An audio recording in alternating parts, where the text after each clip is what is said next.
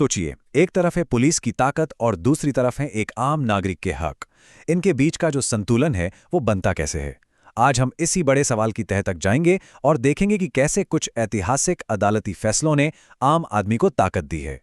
तो सवाल फिर वहीं आकर रुकता है कि जब सामना पुलिस की ताकत से हो तो एक नागरिक होने के नाते हमारे अधिकार क्या हैं? और ये सवाल सिर्फ कानूनी नहीं है, ये हमारी और आपकी आज़ादी और सुरक्षा से जुड़ा हुआ है। इसे समझने के लिए दो बहुत ही दिलचस्प और अहम कहानियों में चलते हैं। ये वो कहानियां हैं जिन्होंने इस पूरी बहस को, मतलब शक्ति बनाम अधिकार की इस बहस को, हमेशा के लिए बदल दिया। अच्छा, तो कहानी शुरू होती है साल 2013 से। एक पिता है, वो भागा भागा पुलिस स्टेशन पहुंचता है। क्यों? क्योंकि उसकी नाबालिग बेटी का अपहरण हो गया है। अब उसे तो यही उम्मीद थी कि पुलिस फौरन एक्शन लेगी, लेकिन हुआ ठीक इसका उल्टा। पुलिस ने एफआईआर लिखने तक से मना कर दिया। अब ये मामला पहुंचता है सुप्रीम कोर्ट और वहां से आता है एक ऐतिहासिक फैसला।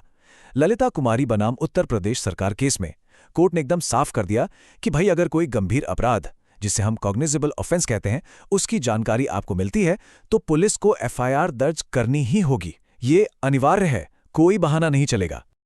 अब आते हैं दूसरी कहानी पर। एक नौजवान था, जोगिंदर कुमार। पुलिस उसे उठा ले जाती है सिर्फ पूछताछ के नाम पर। कोई ठोस वजह नहीं बताई जाती। सोचिए, ये तो सीधे सीधे किसी की आज़ादी पर हमला है ना? इस केस में सुप्रीम कोर्ट ने एक बड़ी गहरी बात कही। उन्होंने कहा कि देखो, पुलिस के पास किसी को गिरफ्तार करने की पावर होना एक बात है, लेकिन उस पावर का इस्तेमाल करने की कोई जायज वजह होना वो बिल्कुल दूसरी बात है। ऐसा नहीं है कि हर मामले में गिरफ्तारी जरूरी ही हो। तो सवाल उठता है कि भाई, अरेस्ट करना कब सही है? देखिए, कोर्ट ने इसके लिए कुछ शर्तें रख दी। गिरफ्तारी तभी जायज है जब ये लगे कि आरोपी भाग सकता है, या सबूतों के साथ कोई छेड़छाड़ कर सकता है, या फिर जुर्म वाकई में बहुत संगीन हो। यह फैसला, आप कह सकते हैं कि किसी की व्यक्तिगत स्वतंत्रता की हिफाजत के लिए एक बहुत बड़ा कदम था। चलिए, अब कहानी को एक ऐसे दौर में ले चलते हैं जो थोड़ा अंधेरा है। एक ऐसा वक्त जब बात सिर्फ कानूनी अधिकारों की नहीं रह गई थी, बल्कि अब सवाल जिंदगी और मौत का बन चुका था। हम बात कर रहे हैं 1990 के दशक की। ये वो दौर था जब पुलिस कस्टडी में मौतें एक डरावनी सच्चाई बन गई थीं। आप अंदाजा लगाइए, कितने ही परिवार थे जिन्हें हफ्तों महीनों तक ये तक नहीं पता चलता था कि पुलिस जिसे घर से उठाकर ले गई है वो जिंदा भी है या नहीं। ये सिर्फ आंकड़े नहीं थे, ये हमारे सिस्टम पर, उसकी जवाबदेही पर एक बहुत बड़ा सवालिया निशान था। और ये संकट, जैसा आप देख रहे हैं, ये दिन ब दिन गहराता ही जा रहा था। कस्टडी में हिंसा की खबरें बढ़ने लगीं, मीडिया में बातें आने लगीं, तो लोगों का गुस्सा भी भड़का और आखिरकार देश की सबसे बड़ी अदालत यानी सुप्रीम कोर्ट को इसमें दखल देना ही पड़ा। और इसी पूरे संकट के जवाब में सुप्रीम कोर्ट के सामने आया एक ऐसा केस जिसने इतिहास रच दिया। डीके बसु बनाम पश्चिम बंगाल राज्य। ये केस पुलिस की जवाबदेही तय करने में एक मील का पत्थर है। तो इस केस में सुप्रीम कोर्ट ने पुलिस को अकाउंटेबल बनाने के लिए 11 साफ सुथरे नियम बनाए। इन्हें ही आज हम बसु गाइडलाइंस के नाम से जानते हैं। और ये नियम किसी एक व्यक्ति के लिए नहीं, बल्कि हर नागरिक की सुरक्षा के लिए बनाए गए थे।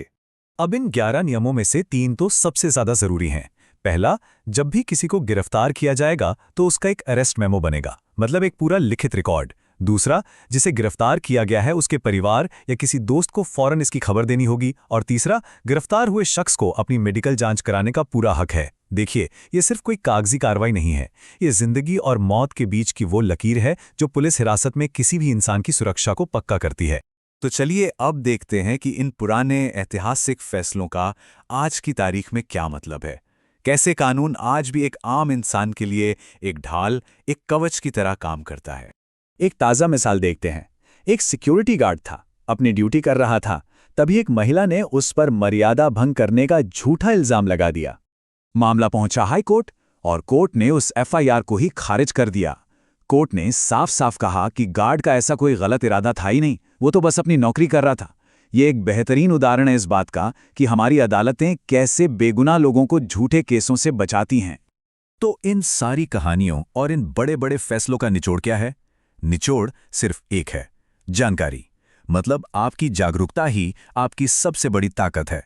बिल्कुल सही कहा गया है कि कानून सिर्फ एक किताब नहीं है, कानून लोगों की जिंदगी बदलता है। ये सिर्फ कुछ लिखे हुए नियम नहीं है, ये वो उसूल हैं जो सही और गलत के बीच, न्याय और अन्याय के बीच का फर्क तय करते हैं। तो सोचिए, दांव पर कितना कुछ लगा है। एक सही एफआईआर किसी को इंसाफ दिला सकती है, तो वही एक गलत गिरफ्तारी किसी की पूरी जिंदगी तबाह कर सकती है। बस इसीलिए अपने अधिकारों को जानना, उनके बारे में जागरूक होना इतना ज्यादा जरूरी है। और आखिर में एक सवाल जो सोचना बहुत जरूरी है। एक नागरिक के तौर पर हम सब मिलकर ये कैसे पक्का कर सकते हैं कि न्याय का ये कवच, हमारे ये अधिकार हमेशा महफूज रहें और हर किसी की हिफाजत करें? इस पर सोचेगा जरूर।